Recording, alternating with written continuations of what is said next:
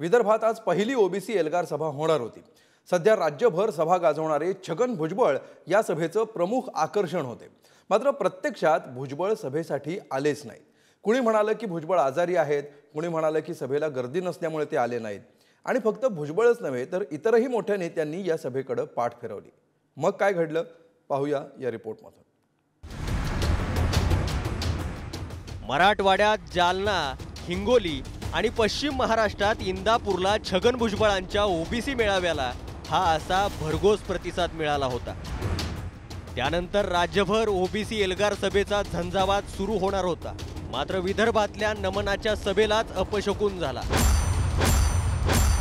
वर्ध्यात आयोजित करण्यात आलेल्या पहिल्याच ओबीसी एल्गार सभेला सकाळपासूनच कमी प्रतिसाद होता। सभेसाठी गर्दीच जमा झाली नव्हती, त्यामुळे मैदानातल्या खुर्च्या रिकाम्याच होत्या। सभेला प्रतिसाद नसल्याचं कानावर गेल्यामुळे म्हणा किंवा प्रकृती अस्वास्थ्याच्या कारणामुळे म्हणा, या सभेचं मुख्य आकर्षण असलेले छगन भुजबळ सभेला येणार नसल्याचं पहिल्यांदा सांगण्यात आलं। त्यानंतर काँग्रेसचे विरोधी पक्षनेते विजय वडेट्टीवार आणि भाजपच्या गोपीचंद पडळकरांनीही या सभेकडे पाठ फिरवल्याचं स्पष्ट झालं। सकाळी 11 वाजता सुरू होणारी ही सभा दुपारी 1 ला अवघ्या 300 ते 400 जणांच्या उपस्थितीत सुरू झाली। सभेला रासपचे नेते महादेव जानकर उपस्थित होते।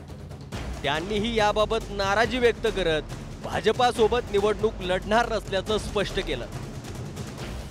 बांधवांनो, ही मताची लढाई नाही, परंतु आमच्या बरोबर बसलेली माणसं देखील सभागृहात खलनायक करत होते। तायवडे साहेब तुम्ही असेल, टीपी मुंडे असतील, प्रकाश शेंडगे असतील किंवा भुजबळ साहेब असतील, मी बी आमदार आहे आणि पुढच्या बारीनं पट्ट्या खासदार असणार आहे। मी माझ्या पक्षातनं असणार आहे, भाजपचा आणि काँग्रेसचा नसणार आहे। मी माझ्या पक्षातला मालक असणार आहे। सभेला जी मोजकी मंडळी उपस्थित होती त्यांनीही या तिन्ही नेत्यांच्या अनुपस्थितीबाबत नाराजी व्यक्त केली। उन्हातानात बसला होती ना, जेवण खाऊन केल्यानं सगळ्या महिला आमच्या सगळ्या इथे उपस्थित झाल्या आणि त्यांनी छगन भुजबळांना असं साहेबांनी असं करायला नव्हतं पाहिजे। आमच्यासोबत विश्वास उडला आहे। नेते हे काही कामाचे फक्त त्यांच्या स्वार्थासाठी ते लोकांचा व्यापार वाढत आहे ना जनतेसोबत। भुजबळांनी पहिलेच नाही का ते बहुजनाचे नेते आहे, त्यांनी बीजेपी सोबत पॅक झाले आणि त्याच्यामुळे लोकांचा कुठेतरी राग आहे आणि इथे सगळे ओबीसीचे बीजेपीचे लोक बसले आहे, मग बाकी गेले कुठे। विदर्भ आणि पश्चिम महाराष्ट्रात यशस्वी झालेला ओबीसी मेळाव्याचा प्रयोग वर्ध्यात अयशस्वी का झाला असाही प्रश्न आता विचारण्यात येतोय। आयोजकांचा नियोजनात ढिसाळपणा, भुजबळ समर्थक दिवाकर गमे मुख्य आयोजक, गमेंना क्रेडिट मिळू नये यासाठी भाजप नियोजनापासून दूर, वडेट्टीवारांचा फोटो बॅनरवर नसल्याने काँग्रेसही दूर, भाजपचे खासदार रामदास तडस सभेत मात्र कार्यकर्त्यांची पाठ, अन्य ओबीसी संघटनांना विश्वासात न घेतल्याचा फटका, वर्ध्यात ओबीसी विरुद्ध मराठा संघर्ष नसल्याचाही परिणाम।